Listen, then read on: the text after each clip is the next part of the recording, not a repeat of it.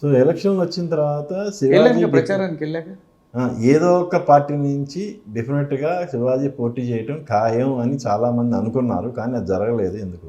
ఎన్నికల్లో డబ్బు అనేది నిజం, నిజం ఎవరు కాదనలేని సత్యం, అది డబ్బు కావాలని. కానీ మన ఎలక్షన్లో అంత అవసరం పడలా.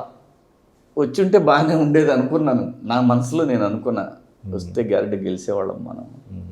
ఒకంటే రాజయోగం లేదు మనకి ఇంకా, అప్పుడే ఇంకా టైం ఏదో ఉంది. ఎక్కడన్నా వ్యక్తం చేశారా సపోజ్ డబ్బు వల్లే మనం పోటీ చేయలేకపోతున్నాం, డబ్బు ఉంటే మనం కూడా పోటీ చేసి ఉండేవాళ్ళం కదా అనే అభిప్రాయాన్ని మీ సన్నిహితుల వద్ద కానీ మీరు అభిమానించే పార్టీ నాయకుల వద్ద కానీ?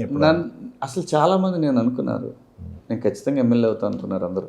ఇంకొకటి కూడా అంటే ఏమవుద్దంటే డబ్బులనే కాదు, చాలా మార్పులు జరుగుతాయి.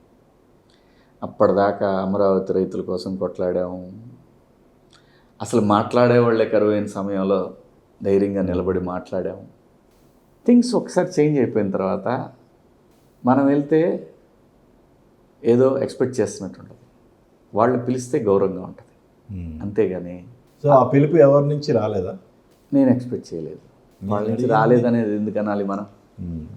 అంటే భారత రాజకీయాలే అంతా, వాళ్ళని తప్పు పట్టడానికి ఏముండదు. బట్ ప్రజలైతే గుర్తించారుగా, ప్రతిరోజు ఎక్కడో చోట సోషల్ మీడియాలో మాట్లాడుతూనే ఉంటారు, శివాజీకి తగిన గౌరవం ఇవ్వాలి, ఇలాంటివన్నీ మాట్లాడుతుంటారు.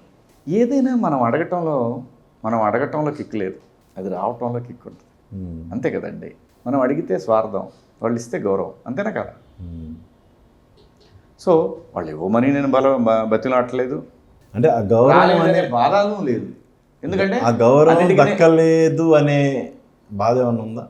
అలాంటిది ఏం లేదండి. సందర్భం వచ్చినప్పుడు అదే వస్తానే ఆలోచనే తప్ప రాలేదని అనేది లేదండి. కాకపోతే అందరూ మాట్లాడుతున్నప్పుడు ఏమనిపిస్తుంది అంటే, ఎందుకురా కెలక్కంటారా, దాన్ని వదిలేయండిరా, సినిమాలు ఉన్నాయి కదా, చేస్తున్నాం కదా మనం.